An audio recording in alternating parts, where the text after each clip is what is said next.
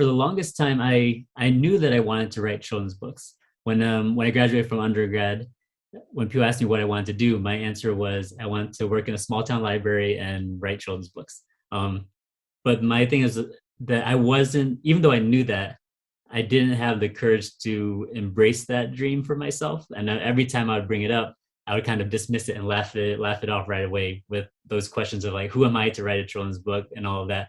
But one day I was driving around with my wife and she said, you know, you act as if you've failed at publishing a children's book, but you've never actually finished an idea and sent it out in the world to even give yourself the opportunity to fail. So that was kind of the kick in the pants I needed, because I was notorious for having stacks and stacks of like notebooks in my home with like half-baked ideas.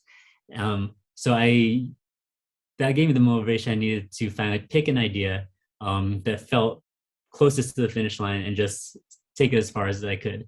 And at that time, the idea for Let Me Finish was the one that felt the most complete. So I was gonna pick this one out of the pile and just see how far I could take it. It's a book about a child who's trying to find a quiet place to finish a book, and these animals come and keep spoiling the story. Or like there was like maybe Harry Potter, the newest one was out, and I was just like, there's something very beautiful about that communal experience of a book or a story, where the danger is that people love it too much and that they can't hold hold in their love of that story, and they end up spoiling it for other people. So it felt like a really fun entry point into the world of books, one that's both fun to read with kids and also one that shows in a fun way reading and stories as a thing of value, right? That you are cherishing and that you want to carve out time and space for. So fortunately, when I sent it out for consideration, I had had enough of a name within the industry from reviewing and writing about children's books that people at least had a sense of who I was and saw some of my other writing, and that definitely helped me get through the door.